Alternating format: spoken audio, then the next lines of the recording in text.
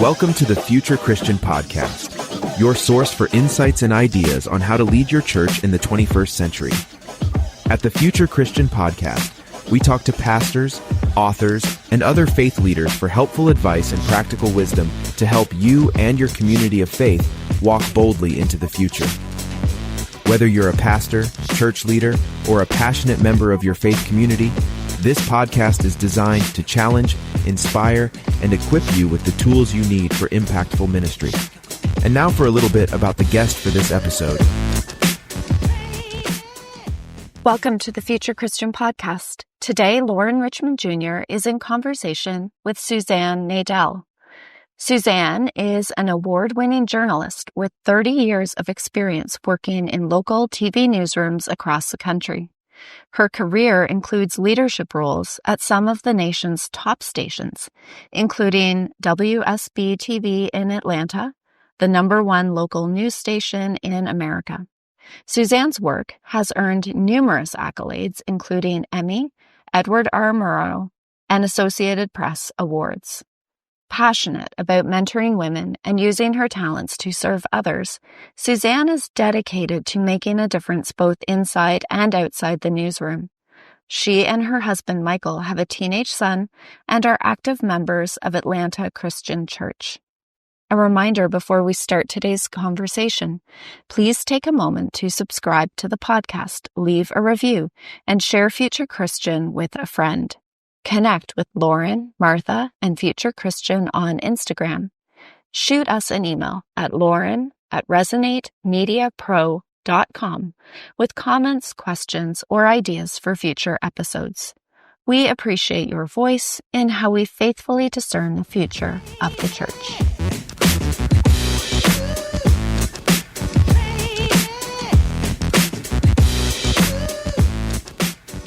Hello and welcome to the Future Christian Podcast. This is Loren Richmond Jr. Today I am pleased to be joined by Suzanne Nadell. Thank you so much for being here. Thank you for having me. Yeah, looking forward to having this conversation. Is there anything else you'd like our listeners to know about you? You know, I introduced myself as a wife, mom, and boss. So I'm someone who juggles the whole faith, family, career. I've spent the past 19 years in news management, 30 in news. So I juggle a lot, just like many people do. It's funny. I think I bought a little knickknack for my wife once that said those 3 words, wife, mom, boss. Yeah, 3 big roles. Yeah, 3 big roles for sure. Share if you would just kind of about your faith journey, what that looked like in the past and what that looks like today. Well, I'm a preacher's kid, PK. I always say like true preacher's kid, grew up in a parsonage. Mom played the piano, dad, the senior pastor at a church. So, of course, that is, deep formation and all of that. Did all the things that preacher's kids are supposed to do, right? Like I went to a Christian college. I was supposed to marry a minister because isn't that what we're supposed to do? It didn't happen. It's interesting. I am one of those people that I would say my faith journey, though, my faith did not become my own until I was an adult. I was the kid at church camp and Sunday school. I had all the answers. I did what you were supposed to do, but I really don't think I was really owning my own faith and had an understanding of grace and hope and love and all of those things until I was later in my 20s. And then different things happened in life that made that deeper and deeper. But I would say I fell away for a bit in my early 20s because I didn't have a faith that was my own. My faith was the rules that I thought I was supposed to follow from everything that I learned as a kid. And you really talk about that more in the book, but share maybe just for our listeners here, what kind of helped spark that or renewed that for you? Probably a lot of things. I think a lot of it was just compounding adulthood. I was a newlywed in my first really, really stressful job. And I realized that there had to be something more, and I knew what that something more was. I will say there was a moment, I had an aunt who passed away, and at her funeral, they had like an old school invitation. And that was like a wake-up moment for me. And I was after her funerals when I started going back regularly. And then it was just getting involved more and more. And I would say it ebbed and flowed until my cancer journeys, later. Of course, that, deepens your faith. But just life. My parents did a great job of laying that groundwork. So I knew there was more there. It was just really discovering for myself that I needed that faith and that spiritual walk and everything that goes along with it.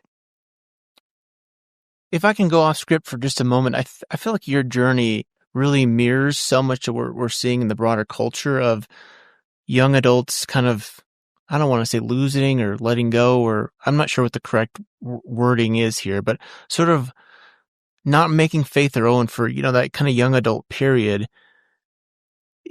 Your journey really mirrors, I think, what is happening in the broader culture. Like, I'm curious, like, when you look, what lessons you think you'd advise to either parents or church leaders, just real quickly here? Like, to me, I think there's some inevitability to it. And the only thing that parents or church leaders can offer is just like continued presence and care. Like, do you think there's anything more? I think also a focus on spiritual practices, not as a checkoff box. Yeah.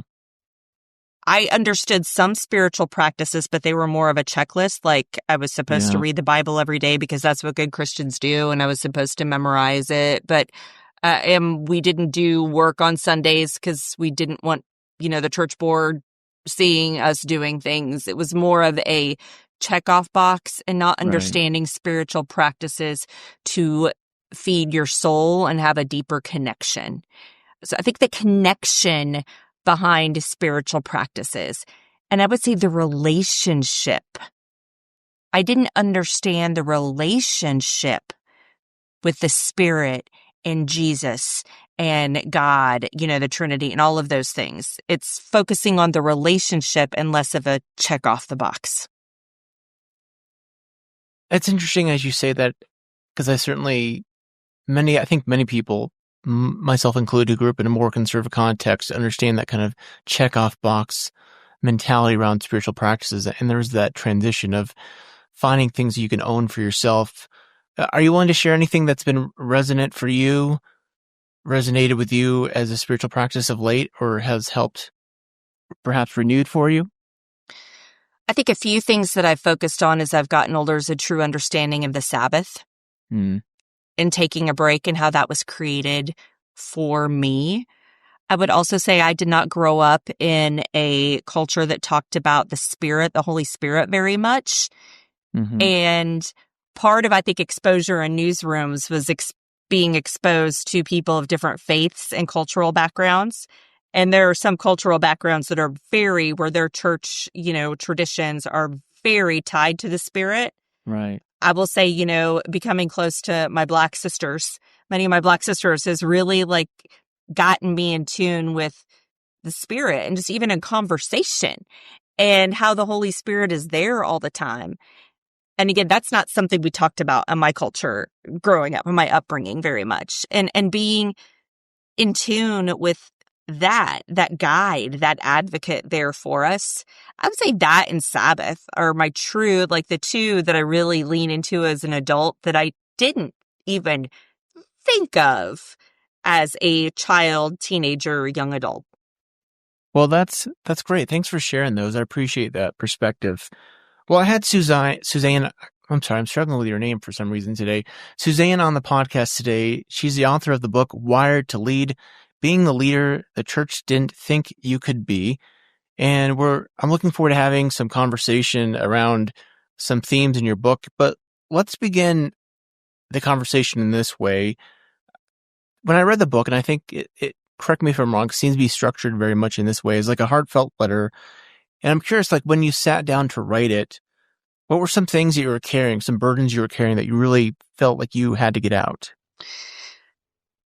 Why I felt like I needed to write this book, I will say so badly. I just knew for years I needed to write this book, is that I felt alone in the church world for so much of my life.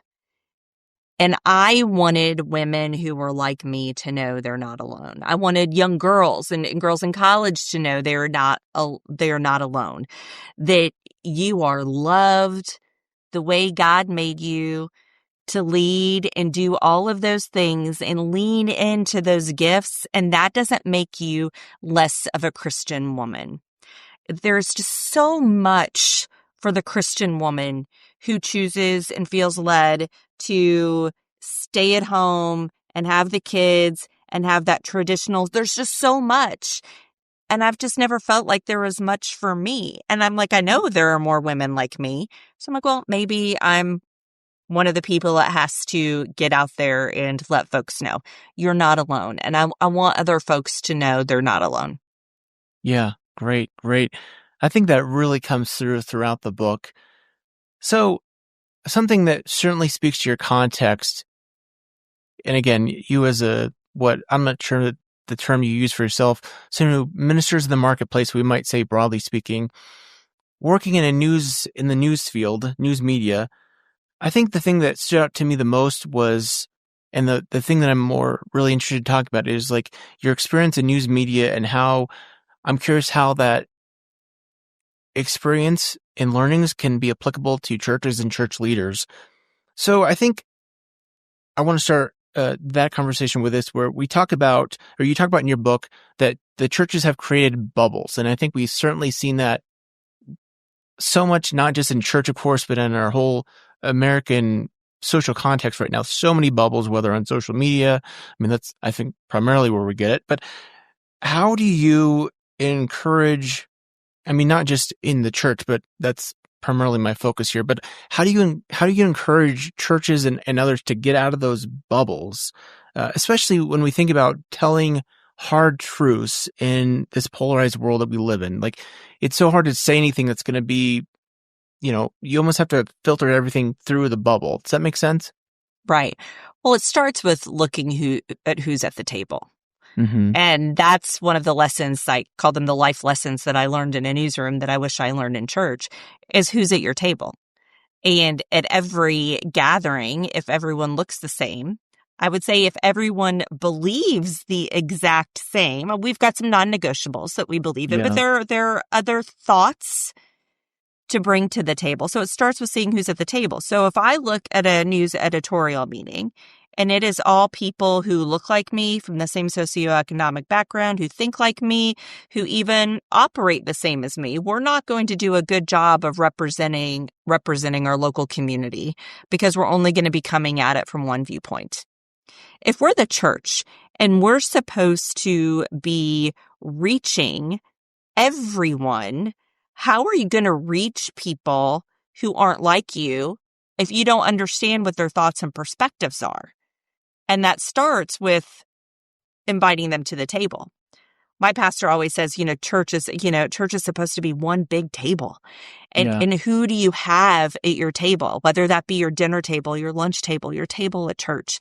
But it starts with looking at who's at the table and who is it that you need to bring to your table. I want to stay on this point because I think it speaks to something else you write about in the book about encountering discomfort.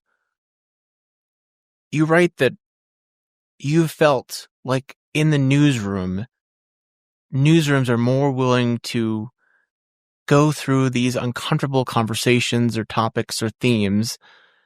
And you write that, sadly, I felt called to that mission in a newsroom more than I have inside the walls of a church, because many churches are uncomfortable with this idea of getting uncomfortable. And I think that's just sad in general. But do you want to talk more about that, how you've experienced that? Well, in church, let's be real. It's not a job. People don't have to show up to it. It's optional. And I think there's this fear that we're going to scare people off. Right. So we're careful about what we say. We don't want to have the discord. We're afraid they're going to go away. At the end of the day, that's someone's choice. Right. But you don't bring it up or stir something if you don't talk about it.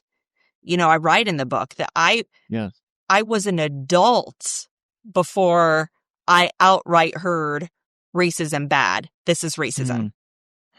Calling people out on it. Things like loving your neighbor. Who is your neighbor? Having those true conversations, it's hard. I get it. I grew up in a preacher's house. I understand it's different than a workplace. Right. But as followers, to ensure that we are loving our neighbors, that we are being the hands and feet in Jesus, there are some real conversations we need to have in our smaller groups in our churches. And I would even go to say as the pulpit as well. So let's dive in a little bit more here, because again, I'm thinking like a news station, like you're competing for viewers, right? Like at some point, like you want people tuning into your newscast, and you can't control whether they change the channel or go to another news channel or another news site, for instance. So there is some kind of like filtering your storytelling or what you're communicating to them. Similarly, I can imagine, and certainly I imagine you felt this from your father or in your family growing up. Like, you don't, as a preacher's kid, the preacher doesn't want to necessarily anger all the congregants and run them off. So I'm just curious, like, how have you, in your leading in the newsroom, kind of, I'm not sure the right wording here, filtered is maybe not the right word, structured, manage your communication to speak the truth, but in a way that people can hear it. And similarly, like, what thoughts do you have about, again, in a church, from a church leader or pastor perspective, like communicating these important messages, but in a way that people are going to tune in? Does that make sense? Part of it's through making the people connection. I would say a lot of it's through the people connection. If you're just talking about ideas and you don't know the people, and by the way, you're talking about people that folks don't even expose themselves to, right? How are they going to connect to it? So it then again goes back to, who are you exposed to? Are you living in that bubble? Are you so against it because you think everyone thinks as you already and it's a no-brainer because you're just in that bubble? I would say at news, and you could maybe look at this a little bit too, if it's a controversial story that I know the nation is divided on and I'm getting nasty emails from both sides, I would say as a journalist, we've done a good job that day. Right. And sometimes, I have to say that, the facts are the facts. The people are people, and it all comes down to connecting those stories and people. That's so much of why I say what I've done is so close to what my dad did. It's people and their stories, and it's what they're going through, and advocating for them. But yeah, if you're trying to shift thought space without connecting to the people you're talking about, you're going to have a hard time. That's important. I appreciate that observation. I mean, obviously we might say, right, in the church space, like, we're actively counting on the Holy Spirit doing some of the work, right? I don't know if you can count on that in the news media space, right? But I appreciate that point about breaking through those bubbles to build connections to the people that you're encouraging people to care about. Yeah. It's partnering, and that could be with partnering with a church in another community. It can be what you're doing for your outreach. It could be how welcoming are you to people coming into your congregation. It can be, I mentioned in the book, organizations. There's Be the Bridge, which is a good one. I mentioned that in the book. There are similar organizations. What I love about Be the Bridge is when you first sign up for like their social media channel, you're not even allowed to say anything for a certain time. Part of it is just listening at first to take it all in. And that's a huge part of everything as well. How well are we doing at listening to others? Yeah, let me stay on this theme because I think it's where I'm most interested in. I'm hoping it's helpful to the listeners. Certainly, hopefully I'm not being too disparaging of news media right now. Suzanne, you can tell me, but it seems like, at least in some cable news circles, like there are news media channels that are very focused on a certain segment of the populace. Like, that is who they're communicating to. I won't name names. How does one stay out of that tendency? Because I can imagine, even in your context that you've worked in, there can be a temptation, and certainly this is true in church, to just speak to those who are on the same side of me. So you're not getting any, all the emails you're getting are just from one side saying, hey, we hate what you're saying. And you're getting a bunch of like, go Suzanne or go preacher emails. How do you avoid just siloing or channeling to one particular side or the other? Well, you're referring to cable, and I can't speak to, I have not worked for, a cable outlet. I would say local news is very different, and we've got the research to show that people still trust local news versus cable outlets. I do think some of that has spilled over, and I think when you talk about affiliations and everything too, that confuses people in their minds. Yeah. I will say in local news, how have we, and I've worked with a company that's been very good at tracking our trust scores compared to our network and all of those things, like all through to make sure that we keep our trust. And, the station ownership group that I've been a part of, we realize trust is our most valuable strategic thing that we have. And how we've kept that is we've stayed at the core of who we are. And that's journalists. And that is both sides. That is facts. That is people storytelling. That is voice for the voiceless. All of those things. So staying true to who we are. I would say that can go to the church. Yeah. Staying true to who we are. Are we loving God? Are we loving people? Or are we becoming a congregation that is a place centered around a political view, and we're more about political lines than we are going back to the message at keeping Jesus as the center? If you're keeping Jesus at the center and his message to love God, love people, really take a look. Are you really loving God? Are you really loving people? That's at the core of it. So I'd say with both of those things, it goes to the center of who we are. Are we being true journalists? Are we being true lovers of God and lovers of people? It's interesting what you point out about the trust level being higher for local media. And I'm kind of curious, A, what that's about, or, if you have any insights on what that's about. And I think, B, I think it sort of reflects, again, on what I've read, what we're seeing on the national level about like distrust or mistrust of institutions writ large, but like, oh, I know. I mean, does it really just boil down to like personal relationships, like you've said already? I think it does a lot of it with people. I think local news, there are a few things we are dependent on for public safety. So we are very much more neighborhood, community. You could take to the church as well. Neighborhood, community. Yeah. Down at the center, you're on the ground level. You're who people turn to. You connect to people. Like that's something in TV journalism we have over digital things. There's that connection to people. You get to know them. I mean, we have to be careful that we don't get the spillover that's happened in the cables. And I could go to a lot of thoughts of why the cables ended up where they were and agendas and different things, which is a whole thing on its own. But I would say the thing about local is we are local journalists, local businesses, local people in the community with people covering news that impacts them on a ground level every day. And, we even have to talk about, it was, there's a lot of stuff in the news today. How much is it that our local audience is really into that? How is that speaking to the people in our community today? Yeah, and it gets to something I was going to ask about here. You write, dear church, once you know the truth, what are you going to do about it? Thinking again through your context of like news, when you give a story that perhaps is a national story, and thinking about like, oh, do I make this, do I need to bring this down locally? How do you discern? And again, what do you advise churches similarly? Because again, like, I think there can be this temptation. I'm not in the context where I'm preaching every week, so I don't have to deal with this. But certainly amongst some of my clergy friends, there's this temptation. Like every time something happens on the national level, it's a big story. There's like this, like, oh, I got to rewrite my sermon on Saturday night type thing.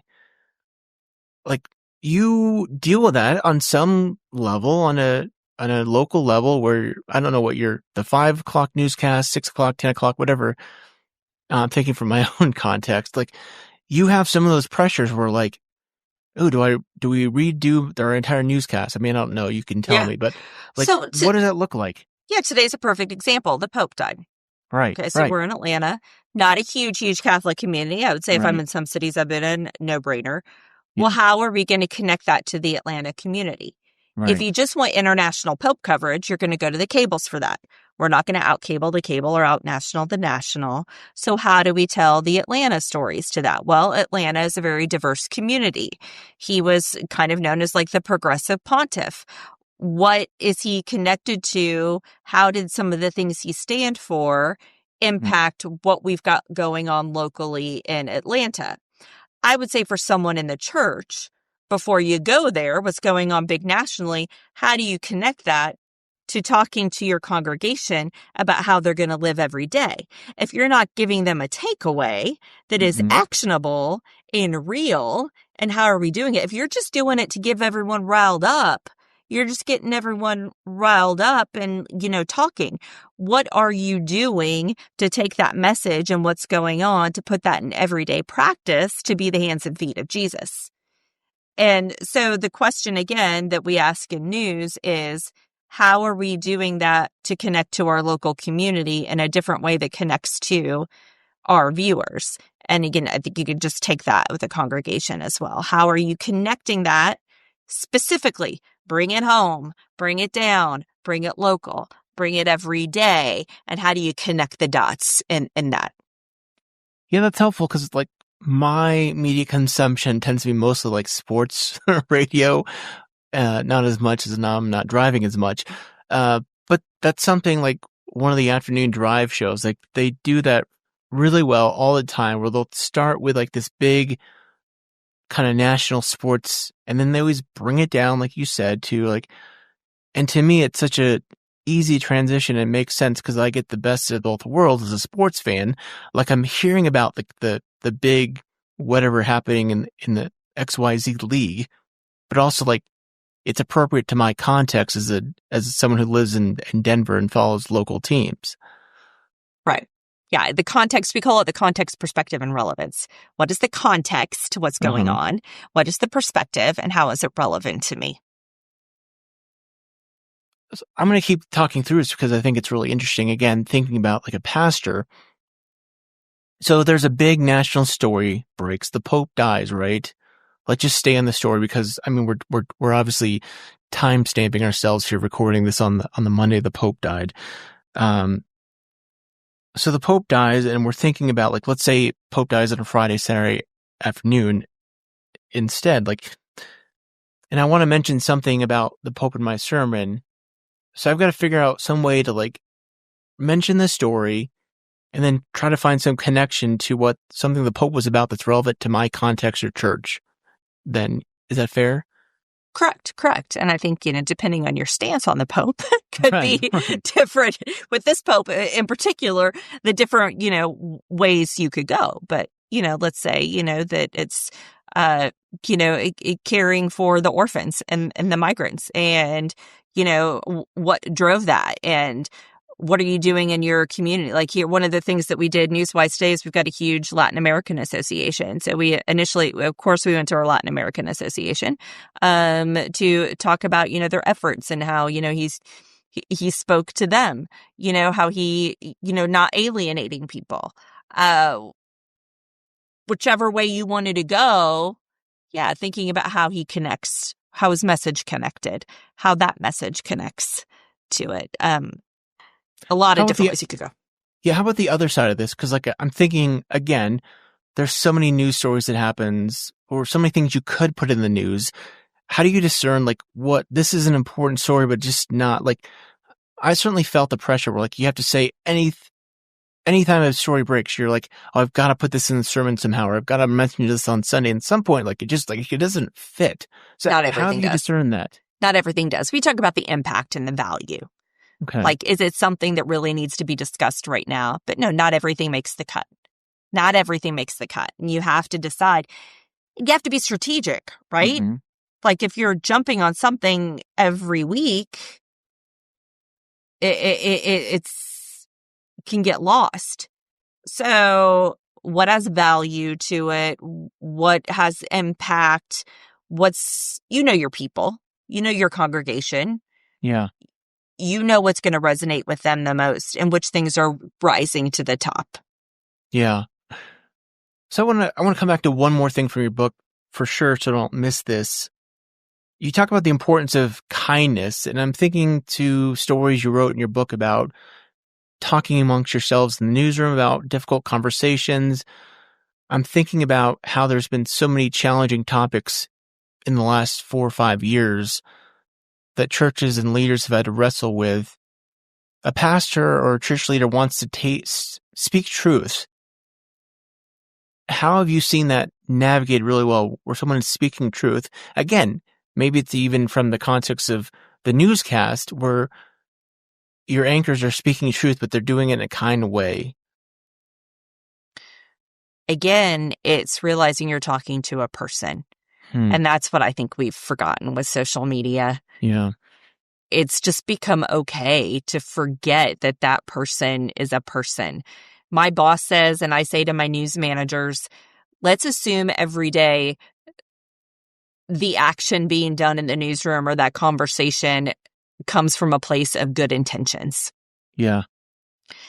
And we have to realize the people. We're talking to people. We're talking about people. And for some reason, it's spilled into, again, we could have a big, broader conversation, but we've forgotten that we're talking to people, about people. There are people. I'd write down in my journal, so-and-so, if I'm having a hard time with a person, I'll say, so-and-so is a child of God. Like, just remembering every person we're talking about is a child of God. The person you cannot stand the most right now in the climate is a child of God. And just remembering we're talking to a child of God. I remember that. I have to remind myself that in the newsroom. It's taking that pause before you even talk to that person. What kind of headspace do I need to be in right now? But yeah, everybody is a child of God, and we have to remember that. Let's stay on this trend because I think it's interesting. You write in your book about you're purposely finding some ways to get boundaries, and we should come back to that if we have time. But I want to talk about this because you're talking about trying to stay centered, stay grounded amongst the chaos. And I'm thinking, like, especially you being so dialed into what's happening. You write in your book about peace comes from being reminded there's more to life than your present circumstances, and there's one, I'm assuming that one is God, who is looking out for you. Talk more, if you can, share about, like, again, whether it's someone like you in news media, whether it can be a pastor or clergy person or church leader. Like, there's so much going on in our world right now, and we're often so dialed in because of social media or other things that we can easily find ourselves, I know I can, being a flutter from all that's happening. How do you find that peace for yourself? You have to force yourself to disconnect. This is where I said Sabbath earlier. Right. Is very important. And by the way, if you think that your world cannot go on without you, you got a couple things going on. Yeah. First, you're not trusting people and you don't have the right people around you. You're also not trusting God. And I would go as far to say you're trying to play God. There's only one person who can control everything. There's only one person who's perfect. We don't have to be that plugged in all the time. And God created Sabbath for us. We've got to disconnect. That's where we get the perspective. Because if you're just getting stuff in, it's overload and everything is going. And how do you sort out what God is really telling you about that versus what people are telling you if you don't slow down to sit in it and think about it? So that comes, it's trust. I say trust was my word of the year for a while. And trust was about trusting the people around me, trusting myself and the way God made me to be, and most of all, trusting God. I believe a lack of Sabbath at the core of why many people don't Sabbath is it's a trust of God, a lack of trust of God, that He's going to take care of you financially. He's going to take care of everything around you. It's about trusting God. Got to write that down here. Lack of Sabbath, lack of trust. So it sounds like boundaries are really important then. So let's continue on that theme. What have you, I kind of liked what, I don't know if I want to say for you, but share, if you would, what you've had to do or what's been helpful for you to like set some rigid boundaries for yourself. I appreciate the example of your husband, right? Yeah, I've had to get some good people around me at work. That's, something that I've had to do, people I could trust. I've had to do a lot of self-work on it. Yeah. I've had to be very clear with the people I work for and the people who work for me.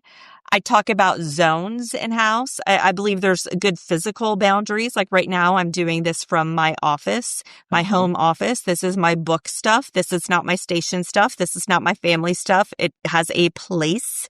I try really hard, unless I just need a change of scenery, to only do work in the house in certain areas. Mm-hmm. If I'm not doing work in the living room, that means that is a family place. And then when I'm with my son, I'm not distracted. And they see that too. So I love it. It's called Work Zones. There's a book called The Leader That You Want to Be, and she talks about work zones. And in a time where more and more people are working from home, I think that's very important. I write in the book, COVID was like the worst boundary time for me ever. Right. I was just working all the time, everywhere. Complete lack of boundaries. Yeah, I remember, especially in the height of COVID, it really felt like we weren't working from home. We were living from work. You know what I'm saying? So that was challenging. I want to ask, before we finish this part of the conversation, because you're obviously someone who's in communications, and I think communications is so essential for churches and pastors. Do you have anything, like the thing I always joke about, like I want to have like a stand-up comedian on the show because they're obviously really well at engaging their audience, right? Like stand-up comedian has to do well about maintaining engagement with an audience for 30, 45 minutes. Your episodes, your news episodes aren't necessarily that long, but do you have any tips for pastors or folks who are on stage at church for good communication practices? Storytelling. So look at storytelling as through people's stories. Whatever you can put around a person helps people identify. And then I would just always say, we call it pacing. Think about what you have and where, and that just keeps the flow going, breaking things up. Like if you've got long stretches of anything next to each other, it tends to slow down. So think of things as like a film strip, and films, like they put different sizes next to each other. So always thinking about varying where you put things, and that helps the pacing of things. It keeps moving it around. So stories and pace. Those are two things we always talk about, stories and pace. Can you give me an example from like a newscast, what that might look like? Is that like you have a short story, then a long story type thing? Mm-hmm. Yeah. So it's not putting a lot of things the same length back to back. It's not putting too long things next to each other. It's like, doing something, getting people in off the top, then putting, a little something and then a little something longer. And then like maybe a couple of short things, then something longer. So it's like spacing out like where you have. So yeah. Okay. So if I'm a pastor and I'm writing a sermon, then when I want to have at least a couple stories in there, right, about people. So I guess I'm if I have a long quote or a long segment, like I want to break that up with a shorter, quick thought. Correct. You don't want to put too long quotes back to back. Okay. You don't want to put too long readings back to back. Mm-hmm. You want to break them up with something. So whether it be a quick story or a quick transition, but break them up so you don't have length next to length for a long time. So break things up a bit. But stories, I would always, wherever, and when I preach, I always try to start with a story. You figure out where that spot is that you can connect it with a person and stories. And I would say I was even thinking of your whole service, where I was saying you don't want long things. Like you want to make sure that you're thinking of your service. If you've got long readings that day, what are you putting around the long readings? So obviously, I imagine in your local broadcast, commercial breaks. I don't know about in a service we have commercial breaks, mind you, but again, thinking about like teasers and those transitions, any thoughts on I don't know if you want to build up a teaser maybe for from the worship singing to the sermon, but what thoughts do you have, whether either within the sermon or the whole service at large? Probably not a teaser in a newscast, even though you could say if you're a church that has like a board up in the beginning, with slides, you can have like kind of a, what's coming up or something there to do that. But I would say, yeah, you don't have commercial breaks, but where it is you do your hellos with everyone, where it is, I would say in your keeping in mind who you're having do what each week. Yeah. So if your communion liturgy person is a slower talker that week, is your open and closer or your reader a faster paced person? Okay. Thinking of those kinds of things too. Like you don't want your two slow talkers on the same day. Again, this is like ideal world. It's church world. Sometimes it's whoever you've got to do it that week. Let's be real. Yeah. Right. Okay. Last thing here before we take a break. Any I always like to ask this question to folks who are in communications. Like anything like pastors or communicators should like immediately start doing or stop doing from what you've seen. Ooh. Immediately stop or start. So just remember simple. Okay. Simple. I'd say when it comes to slides and things, one thought per slide, just say simplify things. We tend to get cluttered. Don't forget, it takes many times for people to get a message. I would say also, the young ones don't read email, folks. So figure out how to get their messages out there besides email. The young ones may not see email for a long time. It took us a long time to get on email at church. We're just really slow at church. It took us long enough to get on email. Now everyone's texting or doing something else.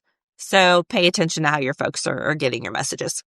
Yeah. Okay. This has been a good conversation. I feel like I could ask you more about communications and stuff, but I want to respect your time. The book is, again, Wired to Lead, Being the Leader the Church Didn't Think You Could Be. Let's take a quick break and we'll come back with some closing questions. All right. We're back with Suzanne Nadell. Thank you so much for the conversation. The question, these closing questions I always ask folks, and it feels a bit more somber today as we talked about. The Pope has just died. This question is meant to be a more kind of like, what if you had absolute control over one sort of entity in a day? So you're welcome to take it from that side, or if you want to share some reflections on the actual Pope, I want to leave that to you since we are in this current context. Well, I will just say with current Pope in mind, it's going to be very interesting where the Catholic Church goes next for their next Pope. Yeah. But I would just say he did a lot of things of moving forward. And it's been awesome to see the moving forward in the conversations that some circles hadn't had before. It really goes to a lot of what we've been talking about. And he was a champion of those things. And I think that's something that I hope people talk about a lot. And I hope people keep in mind. He really was a champion of moving thought and conversations and inclusivity and loving God and loving people forward. And I think that's just something really to be celebrated. I thought he was a good messenger for that in a time when we needed it. Yeah, and I feel like you really kind of got like the cultural context. I was just reading an article this morning and I talked about like he didn't do a big show wherever he went, so to speak. Like he was much more personable and less what they say, like he didn't do like the huge entourage, so to speak. Yeah. I really think like he got that, he understood that the importance of that, like relatability, like we've been talking about. I think he really understood who he was talking to and who he needed to reach. Right. And some people have used that in not good ways. Yeah. But he used that in a really good way. Oh, that's a good point. Good point. Let's do this. A theologian or historical Christian figure you'd want to meet then or bring back to life? Priscilla. Okay. I am such a huge Priscilla Aquila story person. I've even thought about giving away an idea, like writing like the historical fiction on Priscilla. Like, yeah, I'm fascinated by Priscilla and Aquila. Like, she's mentioned beforehand, like half the time or nearly half Right. the times in the Bible. What is it she was really up to? What was really, behind all of their money and power? Like, I want to meet Priscilla. I want to hang with Priscilla. I think she's my people. I just read about, can't remember the book I just read about, making the point that Priscilla being mentioned first in those contexts is a big deal. I'm trying to remember where I read that. Yeah, I've read it in a few places, and that is not to be lost. And the fact that they intentionally mentioned her first, which showed that she was looked at on equal footing as a teacher and head of household. But Priscilla, Lydia, Phoebe, any of those, Priscilla first. I've done a talk on, I view those three as like power women in the New Testament that we didn't talk about much growing up. And they've got some fascinating stories. Okay. This is a good question for you. What do you think history will remember from our current time and place? I think it's important for us to remember this is a blip. It's all of this. Like, if you look at history books and what happens in time, I'm not saying things right now are like all good or whatever, but we've been in bad times before. And this is really like part of a larger thing. Yeah. Not just like a decade. It's not like they're like, on, it's going to be a full chapter on it. There's going to be a full chapter on World War II through now. Like, this is all a little part of big history. And I think we've got to remember, looking back, they're going to look at now in the context of what has happened in the 50 years before us and the 50 years after us. It's helpful to have that perspective. I think, too, with that, too, I think we have to look at also what's come up and what's led to this point. Yeah. And I think in history, we'll be looking at what led up to this point. Sure. As much as at this point. And we want to get and talk about at this point right now and not talk about what got us to this point. And there are some things we've got to alter about what got us to this point. And that was decades in the making. Yeah, that's a good point. Okay, this last question I feel like feels appropriate because you spend so much your books, dear church, dear church, dear church. What are your hopes for the dear church? What are your hopes for the future of Christianity? That we become less politically divided. It's an interesting time. And my hope is that we become kind of like, I look at us in like, smaller areas where the church is just needed, and it's that center of your community. It's your neighborhood church. It's that small town church. It's that center, both spiritually, physically, and everything that ties us together. And I think we've got to revert to some of that thinking. Yeah, I appreciate you sharing that. It does seem like, broadly speaking, like the whole megachurch model is slipping away or declining in some ways, and even mega churches are going to like a satellite campus type model to try to be more invested in their local neighborhoods rather than just like a 30-minute commuter transitory type church. We need community. We need people.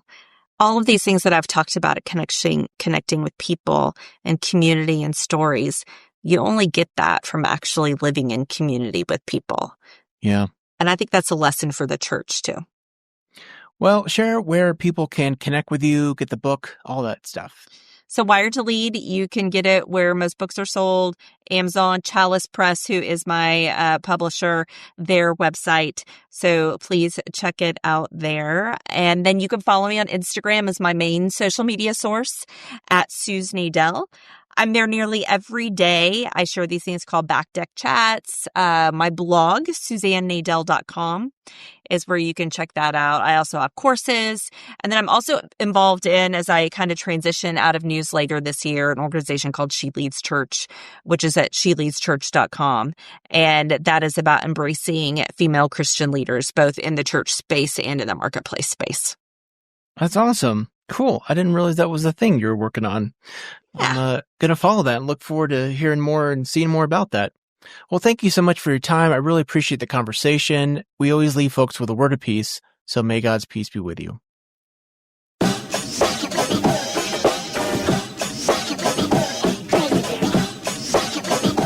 Thanks for joining us on the Future Christian Podcast. The Future Christian Podcast is produced by Resonate Media. We love to hear from our listeners with questions, comments, and ideas for future episodes. Visit our website at future-christian.com and find the Connect with Us form at the bottom of the page to get in touch with Martha or Loren. But before you go, do us a favor. Subscribe to the pod to leave a review. It really helps us get this out to more people. Thanks, and go in peace.